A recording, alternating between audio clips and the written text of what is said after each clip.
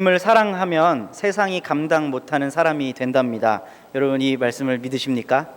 네, 주님을 사랑하기만 해도 세상보다 더 큰 사람 된다는 찬양을 올려드린 우리 찬양대에 찬양 참 감사합니다. 하나님 기쁘게 받으셨을 줄로 믿습니다.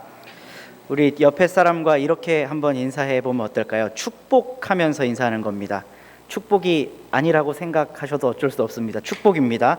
옆에 사람과 이렇게 한번 인사해 보세요. 가난해지세요. 이렇게 한번. 네. 오. 여러분 웃으면서 하시는데 이게 축복인 것 같습니까? 저주인 것 같습니까? 축복인 것 같습니까? 네, 센스가 있으신 분은 벌써 주보를 한번 싹 보시고 가난해야 되겠구나 생각을 하고 계셨을 텐데요. 가난해지는 게 왜 축복인지 오늘 우리가 함께 말씀을 나누려고 합니다. 하나님이 보시기에 어떤 사람이 좋은 사람일까? 최소한 하나님은 우리들이 이 세상에서 존경받거나 추앙받는 기준으로 사람을 평가하시지 않을 겁니다. 대통령이 되면 하나님 사랑을 받는 것일까? 그렇지 않습니다. 좋은 대통령이 될 수 있고 나쁜 대통령도 될 수 있습니다. 우리 하나님의 평가는 이때 좋냐 나쁘냐에 맞추어져 있습니다. 인류 교육을 받아 인류 대학을 나오고 인류 기업을 다니며 주류 인생을 살 수 있습니다. 그러나 하나님의 시선은 그 사람이 인류냐 주류냐에 있지가 않습니다. 그 사람이 어떤 사람이냐에 하나님의 초점이 고정되어 있습니다.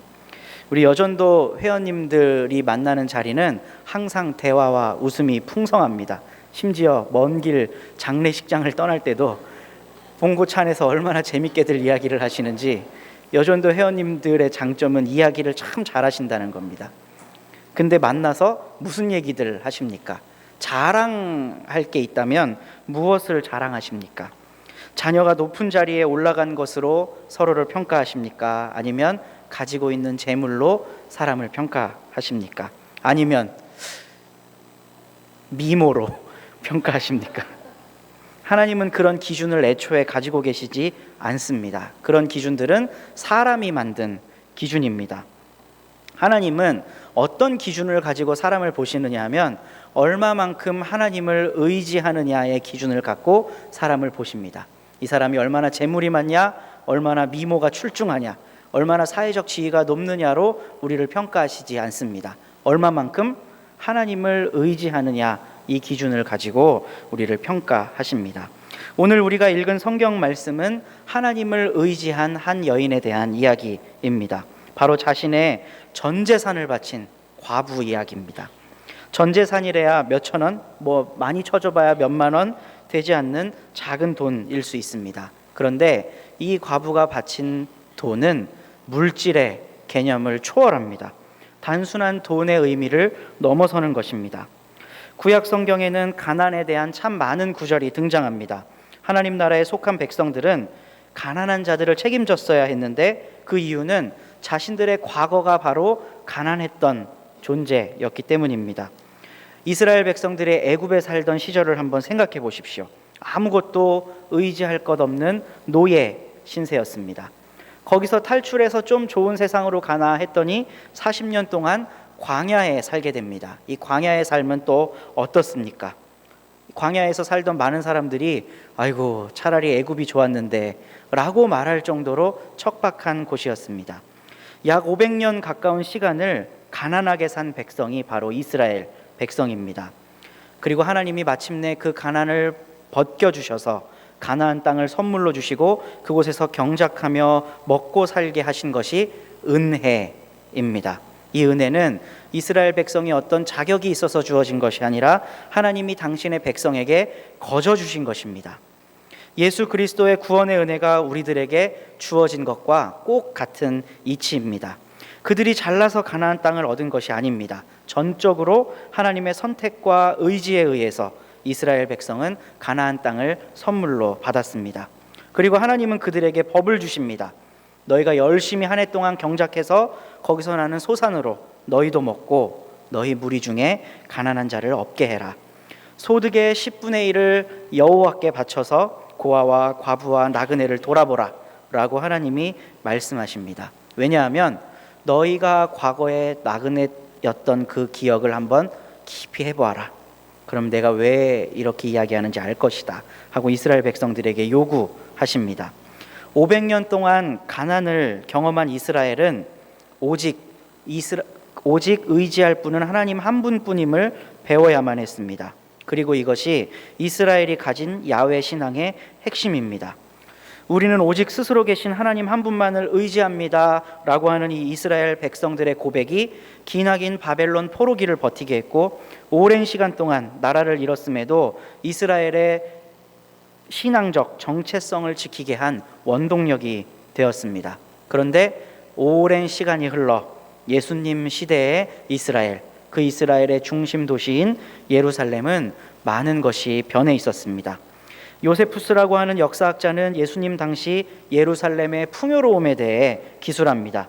막대한 양의 헌물을 할 수 있는 이스라엘의 대지주들, 그 밖에도 유월절 절기를 전후해서 예루살렘을 찾는 부유한 디아스포라 유대인들, 그러니까 그리스 지역을 떠돌면서 무역을 하는 부유한 디아스포라 유대인들이 예루살렘에는 항상 있었습니다.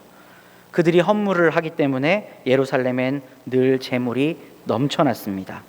재물이 넘쳐나는 곳에는 가난이 경멸의 대상이 됩니다.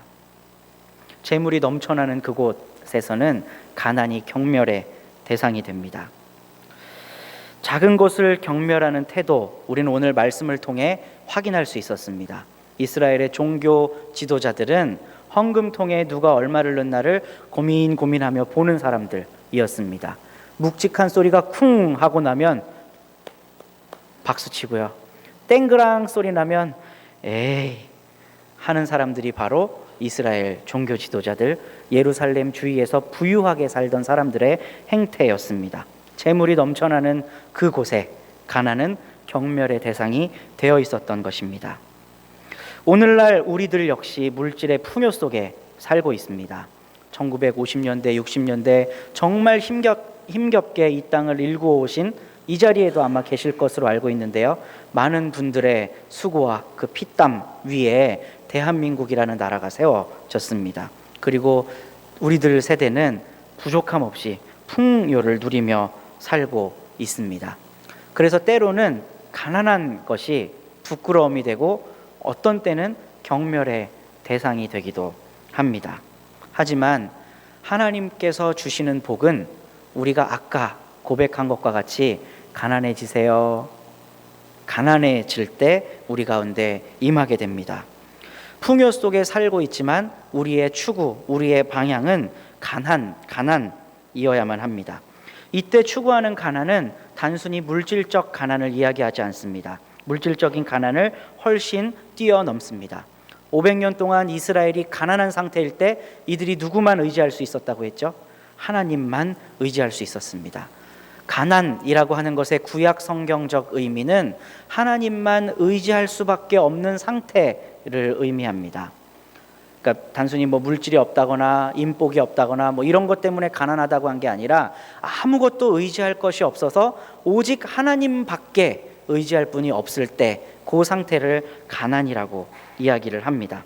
그러니 오늘날 우리가 가난을 추구하겠다고 하는 의미는 오직 하나님만 의지하겠다고 하는 그 결심, 그 마음이 바로 가난한 마음인 것입니다.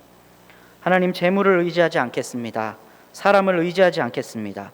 오직 내 안에서 역사하시는 예수 그리스도만 의지하겠습니다 하는 그런 신앙적 결단이 가난한 마음을 갖는 사람의 자세입니다. 만약에 그런 마음을 가진 사람에게 재물이 풍성하다면 그 사람 어떻게 할까요? 딱 예수님 마음에 맞게 그 재물을 쓰겠죠. 그렇죠? 이 사람 주위에 좋은 사람들이 참 많다면, 가난한 마음을 추구하는 사람 주위에 좋은 사람이 많다면 어떻게 될까? 예수 그리스도의 마음으로 좋은 사람들을 적재적소에 잘 사용하게 될 것입니다. 사람을 자기 자신을 위해 봉사하게 만드는 사람, 재물을 자기 자신을 위해 봉사하게 만드는 사람이 부요한 사람입니다. 부자입니다. 바로 이스라엘 종교 지도자들, 서기관들과 같은 사람들입니다.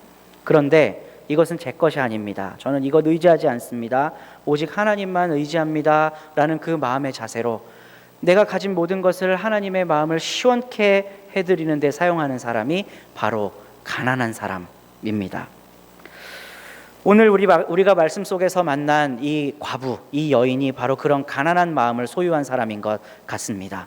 바로 앞절 29절에서 30절에 보면 예수님께서 하나님을 사랑하는 방법에 대해 이야기를 하십니다. 마음과 뜻과 정성을 다해 하나님을 사랑하라 라고 이야기하십니다.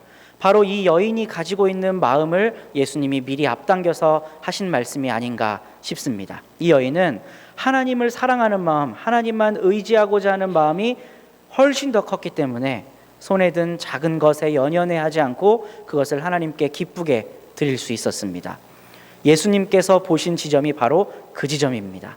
사람은 그 사람의 손에 얼마가 들려있느냐, 얼마만큼의 능력이 있느냐를 보지만 하나님은 그런 것을 보시는 분이 아니라 정말 저 사람이 나만 의지하는 거구나, 의지하고 있구나, 이 여인이 나를 바라보고 있구나 하는 것을 보고 계십니다.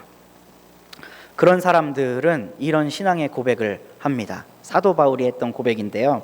아무것도 염려하지 말고 오직 모든 일에 기도와 간구로 너희 구하는 것을 하나님께 아뢰라. 그리하면 모든 지각에 뛰어난 하나님의 영광이 그리스도 예수 안에서 너희 마음과 생각을 지키시리라.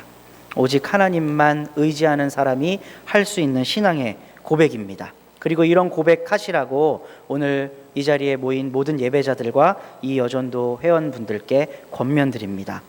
예루살렘 성전에 있던 많은 종교 지도자들 그리고 많은 헌금을 내던 부자들은 하나님 보시기에 잘 들으셔야 됩니다. 별 볼 일 없는 사람들이었습니다. 예수님은 그런 사람들에게 눈길조차 주지 않으십니다.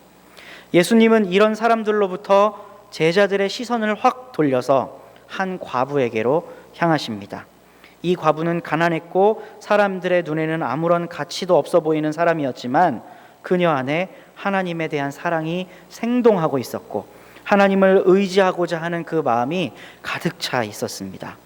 그녀는 가진 마지막 것을 하나님께 다 맡기고 이제 제 삶 하나님께 다 맡겨드리니 하나님 책임지세요 라고 하나님의 보장을 기대하고 있습니다. 이 여인에게서 제자들과 오늘날 우리들의 교회는 하나의 모범을 보아야만 합니다. 중요한 것은 서기관들이나 제사장들이나 이 당시 유대 종교 지도자들에게서 우리는 그 어떤 모범도 발견할 수 없다는 것을 인정해야 한다는 것입니다. 예수님은 제자들과 지금 우리들의 교회, 특별히 헌신을 작심하신 이 여전도 회원분들께 이 과부의 믿음과 하나님만 의지하고자 하는 그 마음을 요구하고 계십니다. 그 요구를 받아들이실 수 있겠습니까? 네, 아까 우리가 처음에 가난해지십시오, 가난해지겠습니다 한 그 고백을 품고 사시기를 간절히 바랍니다. 주님, 저는 가난합니다. 하나님밖에 의지할 데가 없습니다 하는 그 신앙이 우리 가운데 넘쳐나기를 주님의 이름으로 소망합니다. 특별히 우리 제2 여전도 회원님들께서 이 고백을 하셨으면 좋겠습니다. 미모가 아니라, 재물이 아니라, 신분이 아니라 하나님이 여러분의 의지와 소망 되시기를 주님의 이름으로 소망합니다. 기도하겠습니다.